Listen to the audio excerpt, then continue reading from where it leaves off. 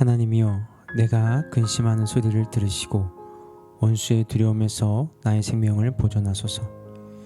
주는 악을 꾀하는 자들의 음모에서 나를 숨겨주시고 악을 행하는 자들의 소동에서 나를 감추어 주소서. 그들이 칼같이 자기 혀를 연마하며 화살같이 독한 말로 겨누고 숨은 곳에서 온전한 자를 쏘며 갑자기 쏘고 두려워하지 아니한도다. 그들은 악한 목적으로 서로 격려하며 남몰래 올무놓기를 함께 의논하고 하는 말이 누가 우리를 보리요 하며, 그들은 죄악을 꾸미며 이르기를 우리가 묘책을 찾았다 하나니 각 사람의 속뜻과 마음이 깊도다. 그러나 하나님이 그들을 쏘시리니 그들이 갑자기 화살에 상하리로다. 이러므로 그들이 엎드러지리니 그들의 혀가 그들을 해함이라. 그들을 보는 자가 다 머리를 흔들리로다. 모든 사람이 두려워하여 하나님의 일을 선포하며 그의 행하심을 깊이 생각하리로다. 의인은 여호와로 말미암아 즐거워하며 그에게 피하리니 마음이 정직한 자는 다 자랑하리로다. 아멘. 오늘 본문의 표제어에 다윗의 시, 인도자를 따라 부르는 노래라고 기록되어 있습니다. 다윗의 시가 하나님의 백성, 이스라엘 공동체의 노래, 공동체의 고백이 되었다는 의미입니다. 하지만 표제어에 다른 내용이 없기 때문에 이 시편이 언제 쓰였는지 정확하게 알 수는 없지만 다윗을 무너뜨리기 위한 악한 사람들의 음모, 화살같이 독한 말 등으로 볼 때에 이 시편 역시 다윗 인생의 가장 큰 위기였던 압살롬의 반란 때에 쓰인 것으로 여겨집니다. 오늘도 다윗은 하나님이여 라는 말로 입을 엽니다. 하나님이여, 내가 근심하는 소리를 들으시고 원수의 두려움에서 나의 생명을 보존하소서. 상황이 절박할수록 말이 잘 나오지 않습니다. 우리도 다윗과 같이 자식에게 배신을 당했거나 집에 무장 강도가 들었는데 나중에 범인을 잡고 보니 아들이었다면 물건을 빼앗긴 것보다 그 강도가 아들이었다는 사실에 더 충격이 클 것입니다. 다윗은 내가 근심하는 소리를 들어주시기를 간구합니다. 근심이라는 단어는 성경에서 다양하게 번역되었습니다. 묵상, 기도, 간청, 불평, 수심, 원통 등으로 번역됩니다. 종합적으로 생각해 보면 마음속에서 자신의 온 삶을 짓누르는 그 무엇이라고 할 수 있습니다. 다윗의 온 삶을 짓눌렀던 것은 원수의 두려움이었습니다. 그 두려움으로 인해서 목숨의 위협을 느낄 정도였습니다.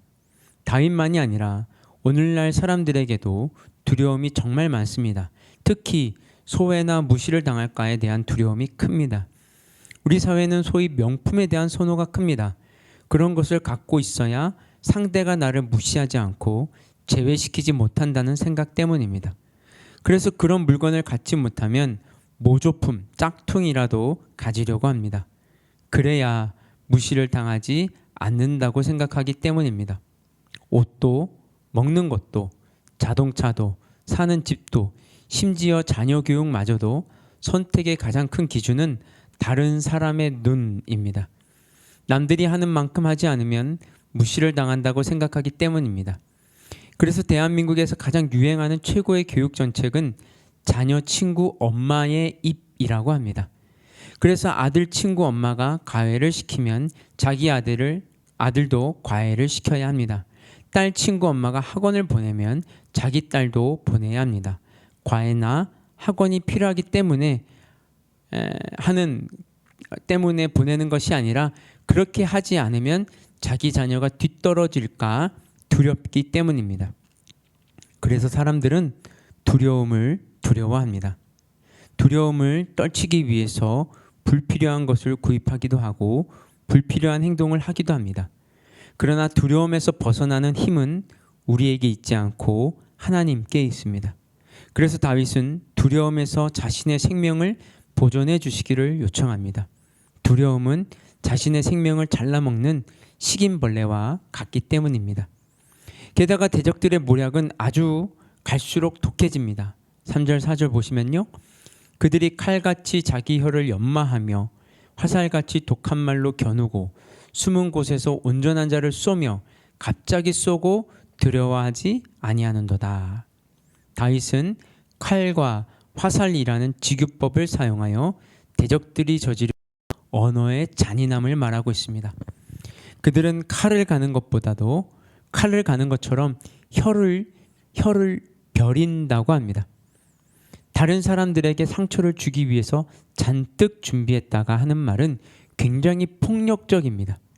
그 말은 표면적으로는 평범하게 보이기도 하고 아주 교양 있는 표현처럼 보일 수 있습니다. 하지만 실상은 굉장히 날카롭습니다. 게다가 독이 잔뜩 발린 화살촉과 같은 말을 계속해서 쏘아댑니다. 여러분, 악의적인 루머의 주인공이 되어보신 적이 있습니까? 그때는 정말 괴롭습니다. 그 소문은 사실이 아니라고 적극적으로 말하면 사람들은 그 루머가 사실이기 때문에 적극적으로 부인한다고 생각합니다. 또 반대로 그 루머는 사실이 아니니까 시간이 지나면 사라지겠지 생각하며 가만히 있으면 사람들은 그 루머가 사실이기 때문에 변명도 하지 못하고 있다고 생각합니다. 그런 루머에 휩싸이게 되면 마치 독화살을 맞은 듯이 괴롭습니다. 그러나 악한 사람들의 마지막은 분명합니다. 7절 8절 보시면요. 그러나 하나님이 그들을 쏘시리니 그들이 갑자기 화살에 상하리로다. 이러므로 그들이 엎드러지리니 그들의 혀가 그들을 해함이라. 그들을 보는 자가 다 머리를 흔들리로다. 그러나 하나님이가 있습니다. 사람들은 사람들을 다 몰라도 다 알고 계시는 하나님이 계십니다. 하나님께는 감추려야 감출 수도 없고 속일래야 속일 수도 없습니다.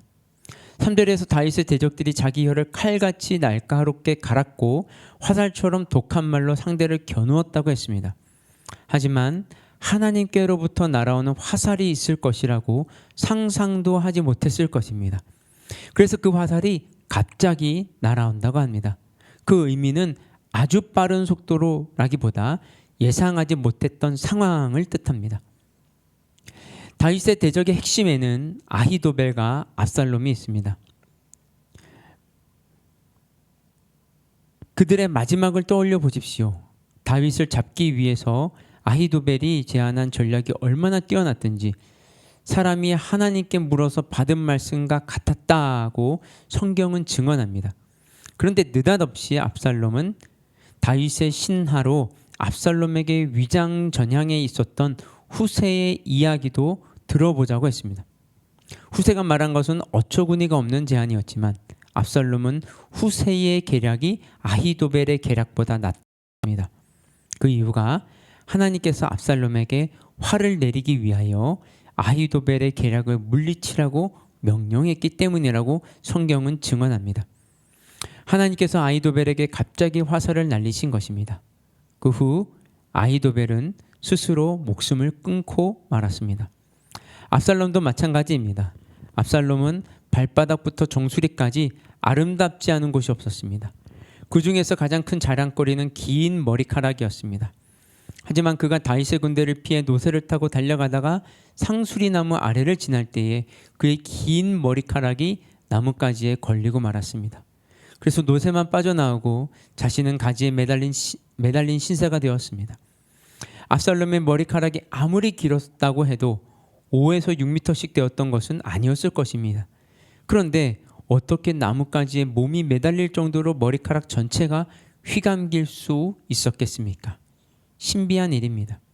하나님께서 그에게 갑자기 화살을 날린 것이었습니다. 그래서 그는 요압 장군의 부하들에 의해서 죽임을 당하고 말았습니다. 다윗의 인생에서 가장 큰 고난의 시기는 아들 압살롬에게 반란을 당했을 때였을 것입니다. 그때의 인생에서 가장 깊은 곳까지 내려가 눈물의 골짜기를 지날 때였을 것입니다. 아마 젊은 시절 사울 왕에게 쫓겨다닐 때와 비교도 되지 않을 정도로 고통스러웠을 것입니다. 그럼에도 시편마다 처음에는 자신의 고난과 고통을 호소했는데 어떻게 마지막에는 찬양으로 끝을 맺을 수 있었겠습니까? 그 중간에 하나님을 바라보는 시간이 있었기 때문입니다. 즉 처음에는 자신의 처지와 환경을 바라보다가 하나님을 바라봄으로 절망이 소망으로 바뀌게 된 것입니다. 여러분, 오늘 하루도 하나님께서 심어주신 삶의 자리 주님만을 바라봄으로 소망 가운데 살아가며 하나님의 역사의 통로로 사시는 하루가 되시기를 주님의 이름으로 축복합니다. 함께 기도하시겠습니다. 사랑과 은혜가 풍성하신 하나님 아버지, 우리들도 인생길에서 고난의 과정을 통과해야 하고 눈물의 골짜기를 걸어가야 할 때 사람들이나 환경을 보지 않고 하나님을 바라보게 하여 주시옵소서.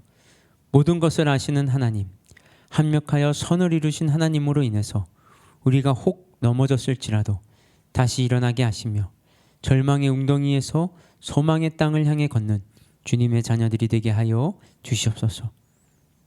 오늘도 하나님과 동행하고 하나님의 통로로 사는 은총의 하루가 되게 하여 주시옵소서. 이 모든 말씀 예수 그리스도의 이름으로 기도드렸습니다. 아멘. 우리 계속해서 개인 기도 제목 가지고 기도하며 나아가도록 하겠습니다.